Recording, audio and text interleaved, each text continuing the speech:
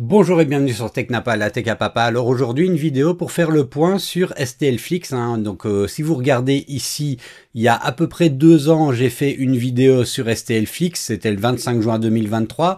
Et où je découvrais la plateforme un petit peu en même temps que vous, comme tout le monde. Alors la vidéo avait été pas mal appréciée, on m'avait demandé un retour d'expérience 3 mois après.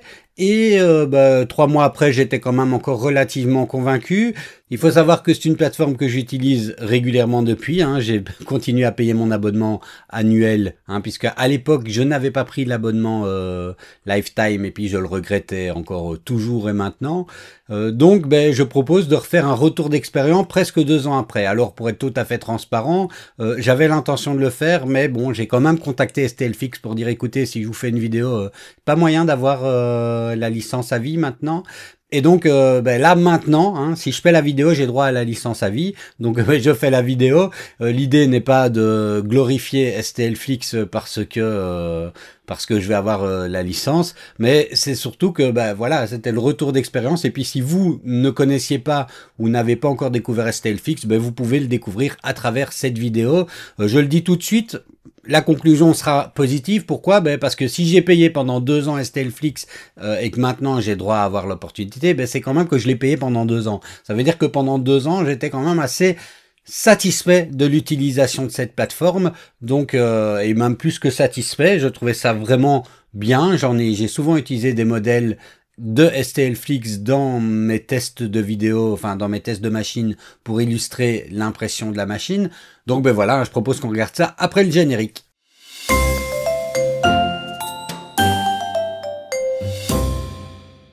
Alors petit rappel pour ceux qui ne se souviennent plus ou explication pour ceux qui ne connaissent pas, STLFlix c'est donc une plateforme de modèles 3D qui fonctionne un peu comme Netflix, un peu comme un service de streaming, mais pour l'impression 3D. Donc on s'abonne, on a accès à une bibliothèque déjà très vaste et en fait chaque semaine on a des nouveaux modèles, mais je vous montre ça après, qui la plupart du temps sont prêts à être imprimés.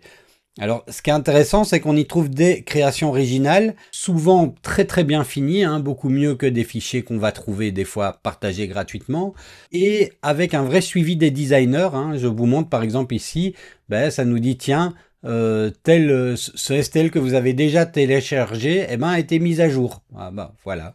Donc le designer entend les retours de la communauté et la plupart du temps, il corrige ça. Donc ça, c'est pas mal. Et chaque semaine, on a ce qu'on appelle des drops. Ici, vous voyez, on est au drop 220.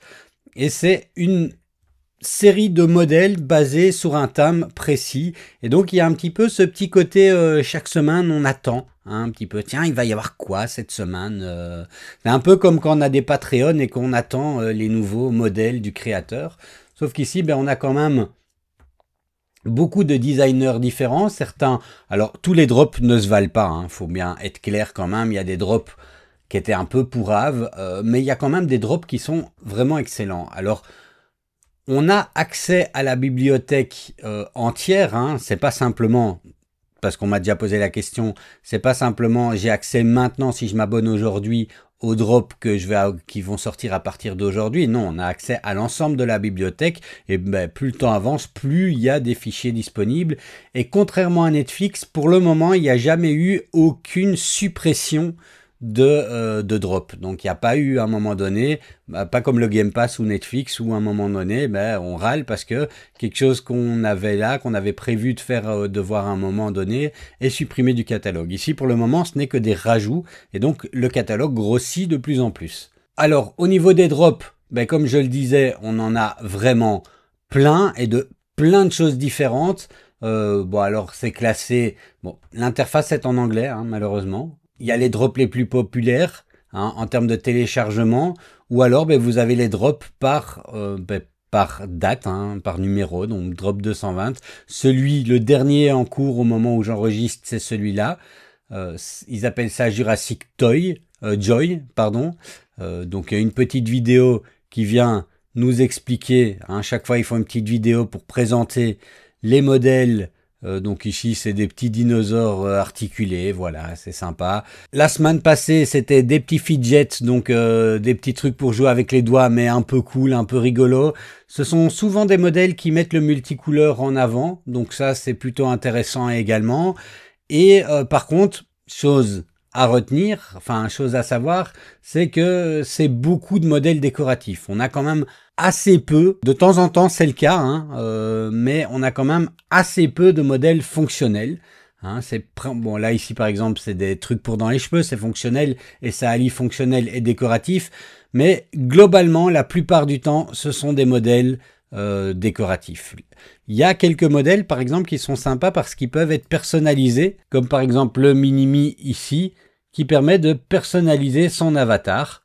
Donc ça c'est plutôt sympa. Donc par exemple si je viens sur la fiche du produit et que je clique sur Customize, vous voyez qu'il y a une interface qui apparaît comme ceci, avec une base genre figurine pop, et puis je choisis, est-ce que je veux deux, hein, garçon-fille, ou juste moi, est-ce que je veux une base? Je viens choisir la base que je veux, je viens modifier son style, je viens écrire le nom, enfin bref, voilà, je personnalise le t-shirt. Alors, on va avoir du mal à se faire entièrement soi, hein, faut l'avouer, mais si on met des lunettes, qu'on essaye d'avoir une coupe, donc si je mets des lunettes comme ça, que j'essaye d'avoir une coupe qui me ressemble, ou que je me mets une casquette, par exemple, bon voilà, je pourrais dire que c'est moi, hein. Voilà, en tongs. Mais donc, vous voyez, c'est des modèles qui sont personnalisables, donc on a ça aussi, et ça c'est plutôt sympa. Alors tous les modèles ne sont pas personnalisables, hein, mais il y a quelques modèles comme ça personnalisables, et on va retrouver ça dans les drops. Alors, je vous laisse explorer les drops à votre aise, hein, pour voir si ça vous intéresse, parce que vous avez accès au catalogue sans payer l'abonnement. Par contre, vous ne pouvez pas télécharger un modèle sans payer l'abonnement. Et en parlant de télécharger, eh ben, comment est-ce que ça fonctionne? Ben, imaginons que j'ai envie, voilà, de prendre un modèle issu de ce drop. Donc, c'était un drop à l'occasion du Nouvel An lunaire. Hein, vous voyez, ici, on a un beau truc. On a ici pour la chèvre, hein, l'année du dragon. Donc l'année du serpent, quelque chose de Wukong, le porte, allez c'est pour mettre des, je sais plus comment, voilà ça, hein, je sais plus comment on appelle ça, de l'encens, voilà. Donc imaginons que je veux imprimer par exemple le dragon, je viens cliquer, ça me dit quel est le type de d'imprimante à utiliser, c'est principalement de l'impression filament, hein. Il y a quelques modèles pour l'impression résine, mais c'est principalement de l'impression filament. Ça me dit que le niveau d'impression c'est intermédiaire, ça veut dire que les grands débutants pourraient avoir quelques petites difficultés, mais voilà. Et il dit que je vais avoir un temps d'impression très long. C'est sur une imprimante standard, je sais pas sur quelle base ils calculent ça, parce que ils disent plus que 12 heures. Moi, en fait, celui-là, je l'ai fait, mais avec une imprimante plutôt rapide, ça m'a pris moins de 12 heures. Alors, ils disent, parce que maintenant on peut également acheter le filament STL-Fix, ça c'est quelque chose que moi je fais pas, mais bon, ils disent que si on veut le modèle comme ça, eh ben on peut, ça utilise ces deux types de couleurs, et principalement ce filament-là.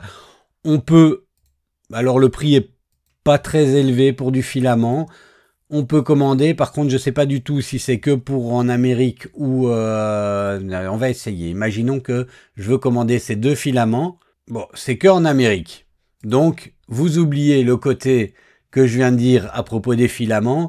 C'est manifestement que en Amérique. Mais bon, voilà, hein, vous avez les instructions qui sont téléchargeables. Donc, on a les instructions en PDF.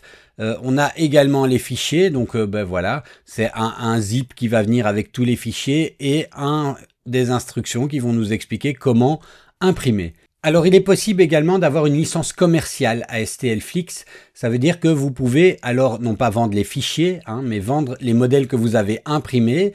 Et dans ce cas-là, pour en faire la promotion, vous avez accès au Media Package qui va, c'est une série de photos que vous pouvez utiliser sur votre site web, par exemple, pour pouvoir mettre le modèle en avant et prendre des commandes d'impression, par exemple, ou vendre les modèles déjà imprimés. Mais par contre, vous ne pouvez pas revendre le STL, c'est pas le but. Et donc, je disais qu'on peut télécharger directement les fichiers. On peut aussi l'ouvrir directement, par exemple, dans Bamboo Studio ou dans Orca Slicer. Alors, évidemment, il prend un petit peu de temps à télécharger, hein.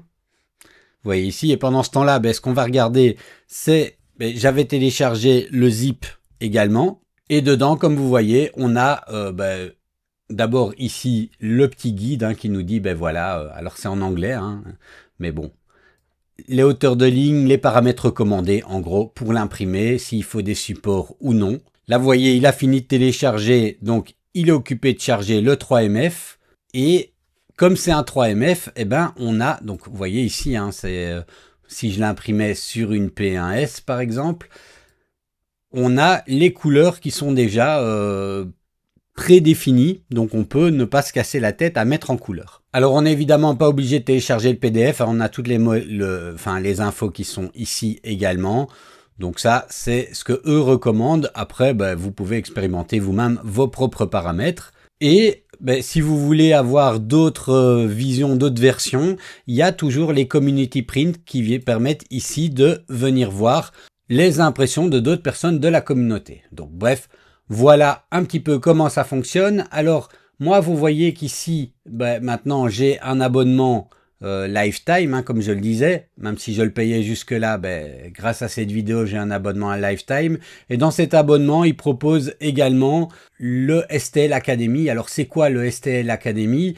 C'est un ensemble de cours sur différents sujets. Donc, par exemple, comment imprimer comme un pro, comment se lancer dans le business de l'impression 3D et faire des sous avec ça, comment utiliser Fusion 360. Alors le truc, c'est que tous les cours ne sont pas en français, et les cours en français, quand ils sont disponibles, ils sont donnés par notre ami Coben. Alors on aime, on n'aime pas, ça c'est vous qui voyez. Donc voilà pour ce petit tour d'horizon de STLFlix. Alors est-ce qu'après 2 ans, moi j'estime que c'est toujours utile?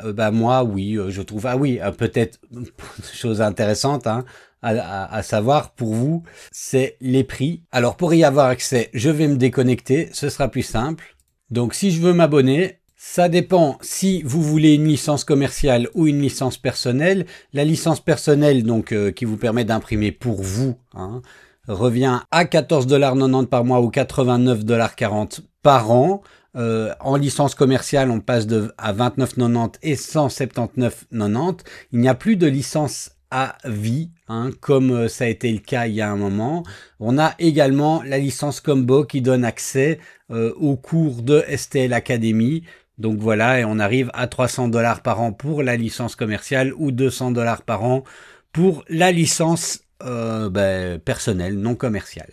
Donc voilà, comme ça vous avez également le prix de tout ça, et à vous de vous faire votre idée, voir si vous c'est intéressant pour vous, pour votre usage. Je pense que ça peut l'être si vous voulez vendre dans les licences commerciales. Moi je pense que c'est pas trop cher en licence commerciale, c'est assez vite rentabilisé si vous avez un bon moyen de vendre, donc si vous allez régulièrement sur des marchés ou que vous êtes assez visible sur des réseaux, enfin voilà.